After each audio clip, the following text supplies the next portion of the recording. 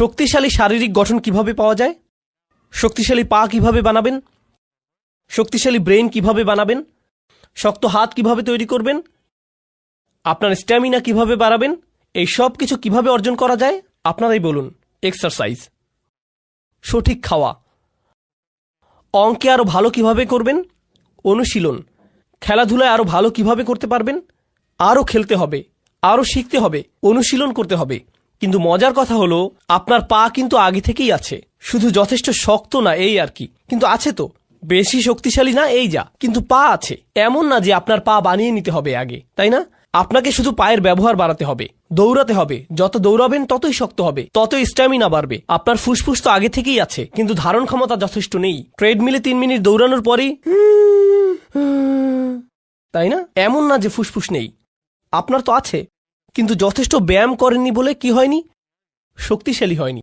তাহলে কোরআনের যুক্তিটা হবে আপনার মধ্যে ইতিমধ্যেই কিছু হিকমা আছে, কিন্তু সেটাকে কি করেননি, শক্তিশালী করেননি, সেটাকে সেভাবে ব্যবহার করেননি, অ্যাক্টিভেট করেননি, প্রয়োগ করেননি। আল্লাহ যা দেন সেটার যথাযথ ব্যবহার না করলে দুর্বল হয়ে যায়। আল্লাহ আমাকে চোখ দিয়েছেন, একটি চোখ টেপ মেরে বন্ধ করে রাখি 6 মাস, গ্যারান্টি দিয়ে বলতে পারি সেই চোখটি অন্ধ হয়ে যাবে। ব্যবহার না করলে হারাবেন।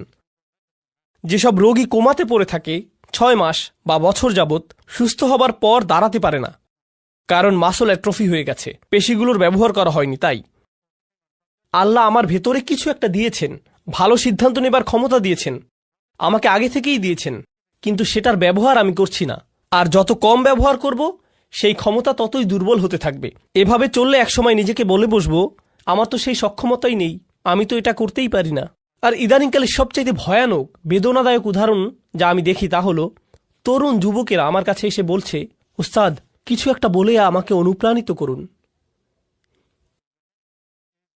3 ঘন্টা লেকচার দিলাম, এরপর একজন এসে বলছে, উস্তাদ আমাকে মোটিভেট করে কিছু বলুন না দয়া করে। এতক্ষণ তাহলে আমি কি করছিলাম? পাকোড়া বানাচ্ছিলাম? এগুলো কি করছিলাম আমি তাহলে? কিন্তু এরপর নিজে নিজেকে প্রশ্ন করলাম, যখন ওরা বলে যে আমাদের মোটিভেট করুন বা আমার মোটিভেশন দরকার, প্লিজ কিছু বলে আমাদেরকে অনুপ্রাণিত করুন, এরপর দেখুন এই যে এখন তো ইসলামিক মানে ইদানিংকালে মানুষ কিভাবে ইসলামকে গ্রহণ করছে, কিভাবে আমরা ইসলাম শিখছি 30 সেকেন্ডে টিকটক মোটিভেশন দেখে, তাই না? বলুন আসলেই কিনা? মুফতি মেঘ কিছু একটা বলবেন বা আমি কিছু বলবো বা আরেকজন কিছু একটা বললো আর আপনি মোটিভেটেড হয়ে গেলাম, এমনটাই না? এরপর আবার ডিমোটিভেটেড হয়ে যায়, আমার আবার মোটিভেশন লাগবে। জানেন এসব কি? এই সবই আসলে হিকমতের স্বল্পতা। কেন বলছি এটা হিকমত স্বল্পতা? এর অর্থ হলো আমার নিজের ভেতরেই কোনো প্রকারের অনুপ্রেরণা নেই, যেন আমার ভেতর দৃঢ় ইচ্ছাশক্তির সক্ষমতাই নেই। অন্য কাউকে সেই ইচ্ছাশক্তি দিয়ে আমাকে ধাক্কাতে হবে। অন্য কেউ এমন না করলে আমি নিজে আগাতে অক্ষম। আমার অন্য কারো অনুপ্রেরণা দরকার, অন্য কারো আমাকে ধাক্কানো দরকার। আমি নিজে নিজে ভাবলাম যে আল্লাহ যখন কোরআনে আসহাবুল কাহাফদের কথা বলেন, গুহার ভেতরকার সেই যুবকদের কথা বলেন, তাদের অনুপ্রেরণা কে ছিল? কে অনুপ্রেরণা দিয়েছিল? কি বলেছিল সে? আরে আজকে আমার সেই খারাপ লাগছে। কেউ ভালো কাউকে চেনো? দাঁড়াও পাহাড়ে উঠতে উঠতে দেখি টিকটকে কোনো মোটিভেশনাল ভিডিও পাই কিনা। পাহাড় বেশি উচ্চ তো এজন্য। তাদেরকে কি মোটিভেট করেছিল? তাদের ভেতরেই শক্তিশালী এমন কিছু ছিল যা দিয়ে পুরো সমাজকে তারা চ্যালেঞ্জ করেছিল, সেই তরুণ বয়সেই, তাই না? বলুন। এমন না যে আসমান থেকে কিছু একটা নেমে এসেছিল বা তারা নবী হয়ে গিয়েছিলেন। তারা তো শুধু সাধারণ কিছু তরুণ ছিলেন, একদম সাধারণ যুবক, কিন্তু তারা মোটিভেটেড ছিলেন। মোট কথা আমি যা বলতে চাচ্ছি তা হলো কোরআনের শক্তিশালী যে কথা বলা হচ্ছে তা হলো মৌলিক হিকমা, মৌলিক জ্ঞান, মৌলিক ভদ্রতা, সঠিক কাজ করার ক্ষমতা, এই সবই আপনার মধ্যেই আছে, আগে থেকেই আছে। আরেকটা জিনিস বলবো আপনাদেরকে, কিছুদিন আগেই বলেছিলাম আরেকবার, ইদানিং আমি বেশ ফিল্টার্ড হয়ে গেছি, মানে আগের মতো আর ভদ্র নেই আমি, এটা কাজেই লাগছে বেশি। এমন না যে আমি অভদ্র, মানে সরাসরি বলি আর কি। তো একজন তরুণী এলেন আমার কাছে, তখন জার্মানিতে ছিলাম। তো প্রোগ্রামের পর তিনি এসে বললেন, উস্তাদ আমরা কেন নারী নেতৃত্ব নিয়ে কথা বলি না? নারীদের নেতৃত্বে থাকা উচিত, তাদেরও নেতৃত্বের অধিকার আছে, আমরা কেন এটা নিয়ে আলোচনা করি না? আমি তাকে বললাম, তুমি আমার মেয়ের বয়সী, তাই আমি তোমার সাথে আমার মেয়ের মতো করেই কথা বলবো, ঠিক আছে? সে বলল, হ্যাঁ ঠিক আছে। তখন আমি বললাম, তুমি নিশ্চিত তো কোনো সমস্যা নেই? আমি কিন্তু নিজের মেয়েকে যেভাবে বলি সেভাবে বলবো। সে বলল, হ্যাঁ বলুন। তো আমি বললাম, আচ্ছা, আমি পুরো পৃথিবীতে এমন মহিলাদের চিনি যারা নিজেরা নেতৃত্বে আছেন। আমি $multi-million কোম্পানি চালাই এমন মহিলাদেরও চিনি। 10,000 কর্মচারী আছে এমন মহিলাকেও চিনি। এমন মহিলাকেও চিনি যিনি বিশ্বজুড়ে শত হাজার মানুষের খাবারের ব্যবস্থা করেন। হাসপাতাল চালান এমন মহিলা চিনি। সরকারে আছেন এমন মহিলাদেরও চিনি। বিশ্বে এমন এমন মহিলাদের আমি চিনি। আর জানো তাদের সবার মধ্যে কমন বিষয়টি কি? তারা কখনোই নেতৃত্ব নিয়ে কথা বলেন না, শুধু কাজ করে যান। তো এখন এই উপদেশ সমস্ত পুরুষ মহিলাদের প্রতি, আপনি কিছু বলতে চান নাকি কিছু করতে চান? যত বেশি বলেন আপনাদের জন্য নেতৃত্ব কত গুরুত্বপূর্ণ সেটা নিয়ে যদি শুধু কথা বলে যেতে থাকেন, তবে 10 বছর পরও এটা নিয়ে কথাই বলতে থাকবেন, যতক্ষণ না পর্যন্ত আপনি খুঁজে বের করে নিচ্ছেন যে কিসের নেতৃত্ব দিতে চান। অন্য কেউ এসে দরজা মেলে ধরবে আর আপনি হেঁটে চলে যাবেন, এমনটা ভাবলে হবে না। আপনার সামনে যদি পাহাড় থাকে, কোনো রাস্তা না থাকে, বেয়ে ওঠা শিখে নিন। এটাই হচ্ছে নেতৃত্ব, বাধা অতিক্রম করা। আপনার সামনে দেয়াল আছে কি নাই পাত্তা দেবেন না, হয় মাটি খুঁড়ুন নইলে বেয়ে উঠুন, এভাবেই এগুতে থাকেন। এই মানসিকতা যে কেউই সাহায্য করতে আসবে না, আপনার মধ্যেই সক্ষমতা আছে, আপনার মাঝেই আছে। তো আমাদের শক্তিমত্তার নতুন মানসিকতা তৈরি হবে। আচ্ছা, এই যে হিকমার ধারণা নিয়ে বলছিলাম, আপনাদের বলেছিলাম যে হিকমা এসেছে হুকুম থেকে, অর্থ হলো চোয়াল, মনে আছে? মানে কারো হিকমা আছে মানে তার প্রবল ইচ্ছা শক্তি আছে, তার ইচ্ছে শক্তিশালী। কোনো বিষয়ে সিদ্ধান্ত নিয়ে ফেললে সেটাই চূড়ান্ত। এখন কিভাবে হিকমার স্বল্পতা আমাদের ক্ষতি করছে, হারিয়ে দিয়েছে কিভাবে, সেটার একটা উদাহরণ দেই। তা হলো মানুষ নিজের উদ্দেশ্যকে বারবার সন্দেহ করে। উস্তাদ, আমি নামাজ পড়ি, কিন্তু আসলে আল্লাহর জন্য নামাজ পড়ি কিনা সন্দেহ হচ্ছে। কেন এত সন্দেহ? জানি না আসলে। এই যে আমাদের নিয়তে সমস্যা হতে পারে। আপনাদের নিয়ত এত দুর্বল কেন? আপনাদের নিয়তে কি সমস্যা? এখানে কেন এসেছেন? আসলে আমি তো কিছু শিখতে এসেছি, কিন্তু এখানে এসে আনন্দও পেয়েছি, হেসেছি। এখন আমি কি এখানে কৌতুক উপভোগ করতে এসেছি নাকি আল্লাহর জন্য এসেছি? আমি কি আল্লাহর জন্য হেসেছিলাম নাকি হাসির কৌতুক করেছিলেন শুধুমাত্র এজন্যই মজা পেয়ে হেসেছি? তাই জানি না নিয়ত নষ্ট হলো নাকি। আরে ভাই চুপ, নিজেকে আর নির্যাতন করবেন না, ইচ্ছে শক্তিটা একটু বাড়ান। কি করছেন সেটা নিয়ে স্পষ্ট আছেন তো? একবার নিজের কাছে স্পষ্ট হলে বারবার সন্দেহ করা বাদ দিন। ইসলামে আমরা এভাবে ওসিডি ডেভেলপ করে ফেলেছি, সারাক্ষণ নিজের নিয়ত বিশুদ্ধ আছে কিনা তা নিয়ে সন্দেহ করি। তাছাড়া শুনে রাখুন, নিয়ত বিশুদ্ধ না হলে সেটা আপনি টের পাবেন, খুব ভালো করেই টের পাবেন।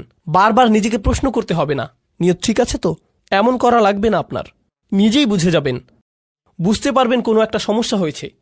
আপনি বুঝবেন যে মূল্যহীন জিনিসের পেছনে ছুটছেন, অন্যের বাহবা খুঁজছেন, মানুষের অ্যাটেনশন খুঁজে বেড়াচ্ছেন, মর্যাদার পেছনে ঘুরছেন। আপনি বুঝতে পারবেন, নিজে নিজেই বুঝবেন। তো যাই হোক, আজকের আলোচনা শেষ করি। তো আমরা দুজন মানুষ নিয়ে কথা বলবো, একজন হলেন নবী আর একজন নবী নন, কিন্তু দুজনের মধ্যে একটা জিনিস মিল আছে, আপনাদেরকে সেটা দেখাবো।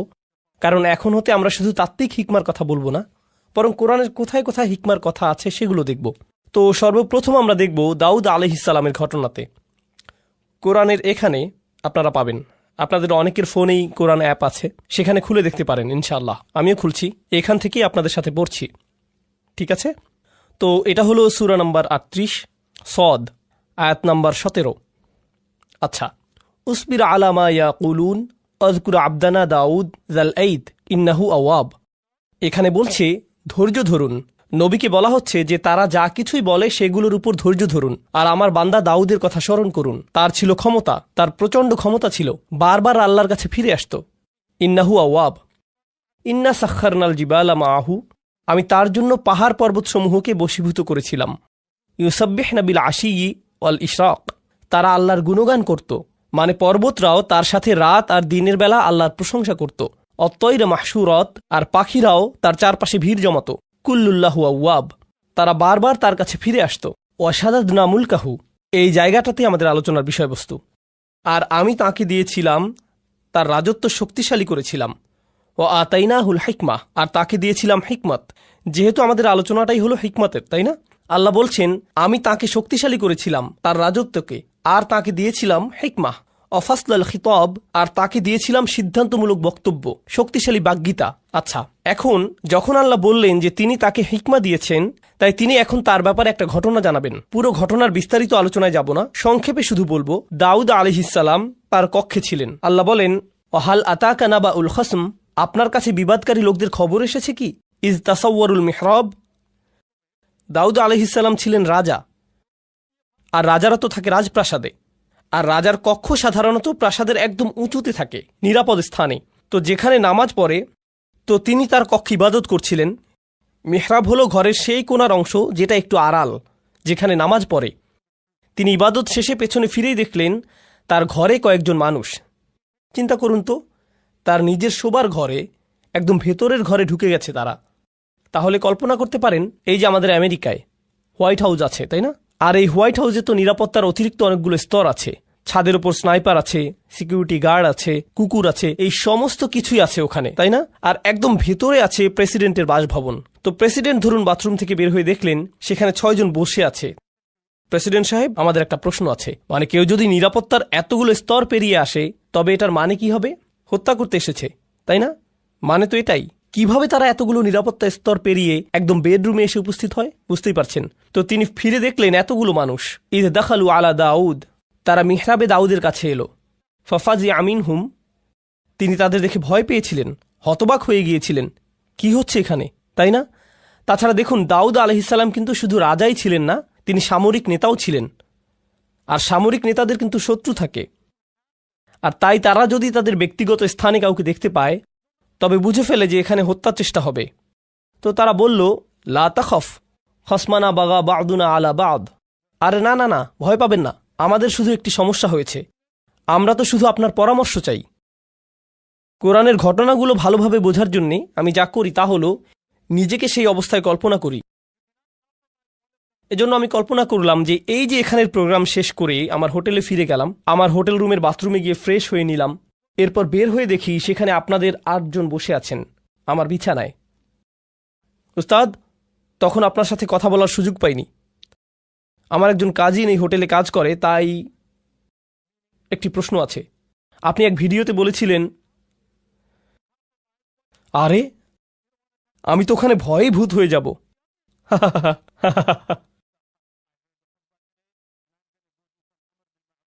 বুঝতে পারছেন কিরকম ভয়ের পরিস্থিতি হবে সেটা?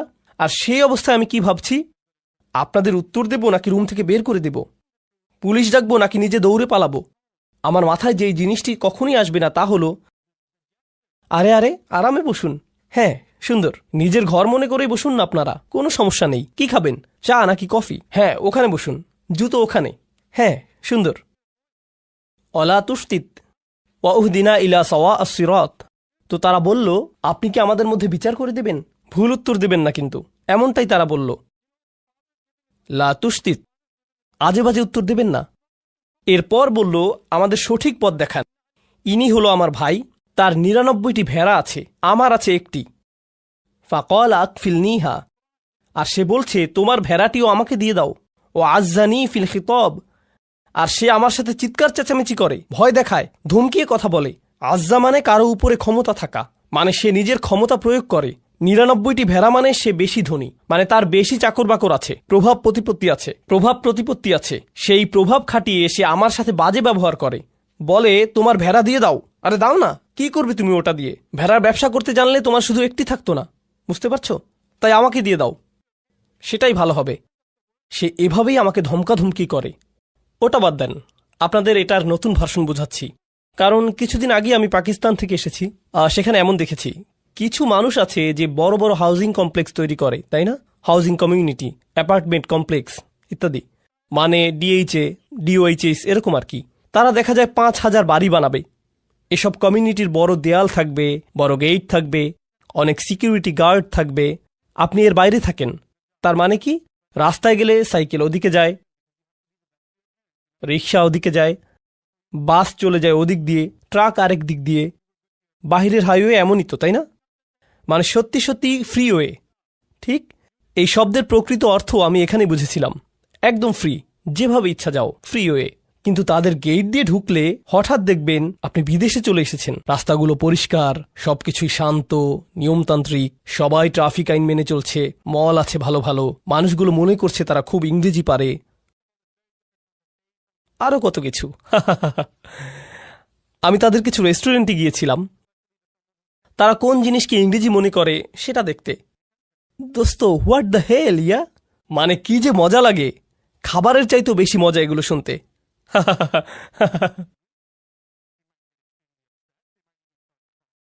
আচ্ছা, তো কোরআনে ফিরে যাই। তো তারা যা করে তা হলো এসব হাউজিং সোসাইটি বানায়, কিন্তু তার মধ্যখানে একজন থাকে খুবই পুরনো জীর্ণ শীর্ণ একটা বাসা নিয়ে। সে এটা বিক্রি করবেই না, তার জমি বিক্রি করার কোনো ইচ্ছেই নেই।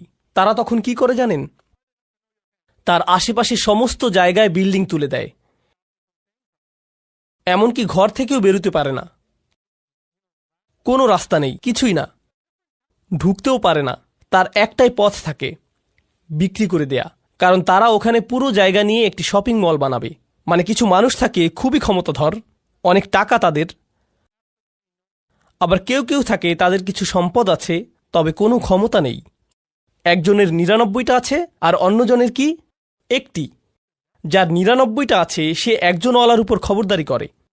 সেটা পাকিস্তানে হয়, আমেরিকাতেও হবে, অস্ট্রেলিয়াতে হয়, বাংলাদেশে, জার্মানিতে হয়, পুরো পৃথিবীতেই এমন হয়, ঠিক না? কখনো সরকারও জনগণের সাথে এমন করে, তাই না? বিজনেস পার্টনার অন্য বিজনেস পার্টনারের সাথে করে, বড় ব্যবসা প্রতিষ্ঠানগুলো ছোট প্রতিষ্ঠানের সাথে করে, সব সময়ই হয়। এখন দাউদ আলাইহিসসালামের কথাগুলো শুনুন, এরপর আসলে আমি কথায় আসছি। এখন দাউদ আলাইহিসসালামের কথাগুলো শুনুন, এরপর আসল কথায় আসছি। দাউদ আলাইহিসসালাম বলছেন, আমি শুধুমাত্র আমাদের আলোচনার সাথে সম্পর্কিত অংশটি বলছি। ওয়া ইন্না কাসীরাম মিনাল খুলাতা লা ইয়াবগি বা'দুহুম আলা বা'দ। মূলত ব্যবসায়ী সম্পর্কে জড়িত আছে এমন বহু সংখ্যক মানুষ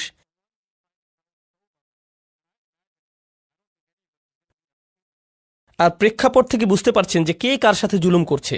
যার কাছে বেশি আছে সেই দেখা যায় তুলনামূলক দরিদ্রের সাথে জুলুম করে, ঠিক কিনা? আর যার ক্ষমতা আছে সে অন্যদের ভয় দেখায়। এটা সবখানেই হয়। খুলাতা এর মূল অর্থ হলো যেসব মানুষের জীবন একে অন্যের সাথে জড়িত। যেমন ধরুন পরিবার, তাই না? তো ধরুন কোনো এক পরিবারে একজন পিতা আর ৬ জন পুত্র আছে, ঠিক আছে? এক পুত্র অন্যদের চাইতে বেশি ধনী আর রাজনৈতিক কানেকশনও আছে, বাকি ভাইদের এমনটা নেই। অথবা দুজনের এরকম আছে, বাকি ৪ জনের নেই। এখন উত্তরাধিকার সম্পদ গ্রহণের সময় আসলে বুঝতেই পারছেন কারা কারা তাদের অংশ সঠিকভাবে পাবে না, তাই না? কারণ যাদের ক্ষমতা আছে তারা যাদের ক্ষমতা নেই তাদের সরিয়ে দেবে, কিংবা তাদের হয়তো কিছুই দেবে না, ঠিক কিনা? তো এই ধরনের জিনিস তো ঘটেই। তাই দাউদ আলাইহিসসালাম বলছেন, অনেক ক্ষেত্রে যেসব মানুষ একে অন্যের সাথে সংযুক্ত তারা একে অন্যের ক্ষতি করে থাকে। ঠিক এই বক্তব্যটা দিলেন তিনি। এরপর বললেন, ইল্লাল্লাযীনা আমানু ওয়া আমিলুস সলিহাত ওয়া কলিলুম মা হুম। তবে যারা ঈমান আনে আর ভালো আমল করে তারা ছাড়া, আর তারা সংখ্যায় কতই না কম। অর্থাৎ যারা আসলে ঈমানদার আর ভালো কাজ করে তাদের একটি চিহ্ন হলো যে তারা ব্যবসায়িক চুক্তি নষ্ট করে না। তিনি বললেন কত কম তারা। দাউদের এই যে কথাটি চিন্তা করে দেখুন, আল্লাহ ব্যাখ্যা করে বলছেন হিকমা জিনিসটা কি। আল্লাহ শুধু বললেন, আল্লাহ দাউদকে কি দিয়েছেন? হিকমা। এখন লোকেরা তার কাছে এসে বলল, এই হলো আমাদের মামলা, আর তিনি বিচার করার আগে বললেন, আচ্ছা শুনুন, এরকম প্রচুর হয়। কিন্তু এটা যে প্রচুর হয় এই ধারণাটি দাউদ কোত্থেকে পেলেন? তিনি কি ওহী থেকে পেয়েছেন? কি মনে হয়? নাকি প্রচুর প্রচুর মামলা ঝামেলা থেকে অভিজ্ঞতা অর্জন করেছেন? তিনি প্রচুর সংখ্যক সমস্যা নিয়ে ডিল করেছেন। তিনি তো শাসক, বনি ইসরায়েলের সর্দার, তাদের নিয়েই তো তিনি থাকেন সারাক্ষণ। বহু বহু নজির দেখেন তিনি। আপনারা জানেন, আমার জীবনের সবচাইতে গভীর আর সূক্ষ্ম আলোচনা হয়েছে মিলিটারি জেনারেল, বিচারক আর আইনজীবীদের সাথেই। এসব লোক থেকে আপনি অনেক শিখতে পারবেন। যেমন তাদের জিজ্ঞেস করলাম, তো আপনি এই বেঞ্চে ৫০ বছর যাবৎ কাজ করে কি শিখেছেন? তারা বলেন, মাত্র ৩০ মিনিটের আলোচনায় তা আপনি শিখতে পারবেন না। আমি বললাম, শুরু তো সবখানেই থাকে, আগে শুরু তো করি, কিছু একটা অন্তত বলুন। ঠিক এই ধরনের অভিজ্ঞ মানুষদের থেকে অনেক কিছু শিখেছি আমি। কোরআন এখানে করেছেটা কি অসাধারণ। কোরআন বলছে যে জীবনের অভিজ্ঞতাগুলো সেগুলোই আপনাকে শেখাবে। কি শেখাবে? প্রজ্ঞা। আর আল্লাহ যখন বললেন যে তিনি দাউদ আলাইহিসসালামকে হিকমা দিয়েছেন, এটাই তিনি বলেছেন, তাই না? আল্লাহ মূলত বলছেন যে তিনি দাউদ আলাইহিসসালামকে জীবনের বাস্তব অভিজ্ঞতা দিয়েছেন, যেগুলো তিনি শিখেছেন মানুষ কিভাবে চলে, সমাজ কিভাবে কাজ করে। এই প্রজ্ঞারই অংশ থেকে তিনি এই মামলা বুঝে নিচ্ছেন, মানুষের আচরণ বুঝছেন। বুঝতে পারছেন আমি কি বলছি? হিকমার পক্ষে অসাধারণ একটা উদাহরণ কিন্তু এটা। এখন এর আগে আপনারা হয়তো ভাবতেন হিকমা এমন কিছু যা আল্লাহর কাছ থেকে আসে, হয়তো আধ্যাত্মিক কিছু একটা, মানে আপনি খুবই ইবাদত করলে হয়তো হিকমা চলে আসবে। এটাও কোরআনে আছে যদিও, এটা হিকমাতের আধ্যাত্মিক একটা অর্থ। কিন্তু এই আলোচনায় হিকমাতের ভিন্ন একটা স্তরের কথা এসেছে। মনে হয় যেন একেবারেই ধর্মনিরপেক্ষ একটা ব্যাপার। ধর্মের সাথে কোনো সংযোগই নেই যেন। কি এটা তাহলে? বিচারক হিসেবে তার কাজ, তিনি মানুষকে অনেক আজেবাজে কাজ করতে দেখেছেন, অনেক কিছু শিখেছেন, অনেক কিছু শিখিয়েছে এসব তাকে। আমার মতো কোরআনের একজন ছাত্রের জন্য এতে কি হয় জানেন? এতে কি হয়, যখন আমি কোরআনের ভেতর কোনো কিছু শিখছি, যেমন ধরুন এখন শিখছি তালাকের আয়াতটা, আগামীকাল আমরা তালাকের এই আয়াত নিয়ে কথা বলবো, কারণ এখানেও হিকমার প্রসঙ্গ এসেছে। সেটা বেশ মজার একটা আলোচনা হবে। তো যাই হোক, যদিও এরপরেই আমি চলে যাব। তো যাই হোক, কিন্তু এই বিষয়টা যে কারণে তুলেছি তা হলো, আপনি যখন তালাকের আয়াত দেখেন কিংবা যখন তালাকের কেসগুলো দেখেন, তালাক সম্পর্কিত বিচারকদের দেখেন যে তারা কি কি খেয়াল করেন, তাদেরকে বাস্তব জীবনের অবস্থাগুলো ভালোভাবে দেখতে হয়, সেখান থেকে শিখতে হয়। তাই যখন আমি তালাকের আয়াত পড়ি, তখন আমি সত্যি সত্যি একজন ডিভোর্স অ্যাটর্নির সাথে কথা বলি, ম্যারেজ কাউন্সিলরদের সাথে কথা বলি, মনোবিজ্ঞানীদের সাথে কথা বলি, তালাকের অভিজ্ঞতা আছে এমন লোকদের সাথেও কথা বলি। বুঝতে পারছেন? এর কারণ এই আয়াতগুলো বুঝতে যেই হিকমা প্রয়োজন সেটা তাদের আছে। কি ধরনের হিকমা আছে তাদের? জীবনের অভিজ্ঞতা। খোদ কোরআনেই দাউদ আলাইহিসসালামের মাধ্যমেই হিকমার এই ধরনকে স্বীকৃতি দেয়া হয়েছে। দাউদ আলাইহিসসালামের হিকমা মূলত হলো জীবনের অভিজ্ঞতা। তো আমি যা বলছি তা হলো, কোরআন হিকমার সংজ্ঞায় বেশ বিস্তৃত পদ্ধতি নিয়েছে, আর আমরা এই সবগুলো উদাহরণ দেখব। হিকমার নতুন একটা দৃশ্য সম্পর্কে জানব। যেমন আপনাদের দাদা দাদিরা কিন্তু নিজেদের জীবনের অভিজ্ঞতা থেকে অনেক কিছুই শেখাতে পারেন। আমাদের সমাজের মুরব্বীরা তো হলেন হিকমার পুকুর, অথচ কেউ পাত্তা দিচ্ছে না।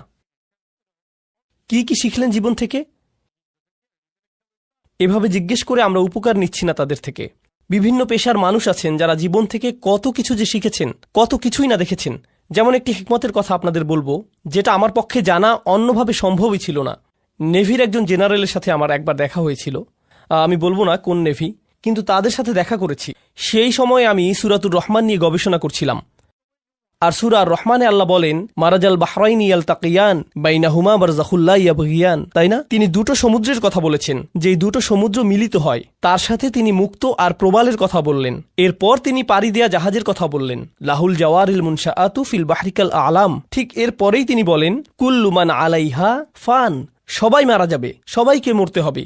তো তিনি সাগর নিয়ে কথা বললেন, মৃত্যু নিয়ে কথা বললেন। আমি সবসময় ভাবতাম যে এখানে সাগর আর মৃত্যুর মধ্যে নিশ্চয়ই কোনো সংযোগ আছে। তাহলে যে সাগরেই জীবন পার করেছে তাকে জিজ্ঞেস করার চাইতে ভালো আর কি হবে? তাই আমি সেই জেনারেলকে জিজ্ঞেস করলাম, আপনি তো পুরোটা জীবন সাগরে পার করেছেন, এই আয়াত সম্পর্কে বলুন তো, এটা পড়লে আপনার কি মনে হয়? তিনি বললেন, শুনুন, যখন জাহাজ ডকইয়ার্ড ছেড়ে যায়, সেই নাবিক যখন জাহাজের ডেকে থাকে, তখন এমন একটা দিনও যায় না যে সে ঘুমোতে যাবার পূর্বে বা ঘুম থেকে উঠে প্রথমেই মৃত্যুর কথা মনে করে না। কারণ আপনি হয়তো ভাবছেন আশেপাশে পানি, কিন্তু সে সারাক্ষণই মৃত্যুই দেখতে পাচ্ছে। যে কোনো সময় সুনামি আসতে পারে, জাহাজ নষ্ট হতে পারে, কোনো কিছু আক্রমণ করতে পারে, কিছু একটা হয়ে নিচে ফুটো হয়ে যেতে পারে, মানে যে কোনো কিছুই হতে পারে। ঠিক তো তারা সারাক্ষণই মৃত্যুকেই যেন দেখছে। যে লোক তার জীবন সাগরে পার করে দিয়েছে, তার কাছ থেকে এই প্রজ্ঞা না পেলে আমি কিন্তু কখনোই সাগর আর মৃত্যুর মাঝে এই যে অসাধারণ সূক্ষ্ম সম্পর্ক, সেটা ধারণাই করতে পারতাম না। তারাই কিন্তু একদম নিজের অভিজ্ঞতা থেকে বুঝিয়ে দিতে পারবেন ওর মধ্যে সম্পর্কের কথা। এই গুরুত্বপূর্ণ জিনিসটাই আমি চাচ্ছিলাম আজকে আপনাদেরকে বোঝাতে। এই যে হিকমা আর জীবনের অভিজ্ঞতার মাঝে সম্পর্কটি, এটা কিন্তু কোরআনেই আছে। পরের ঘটনাটি হয়তো বলার সময়ই পাবো না আজকে।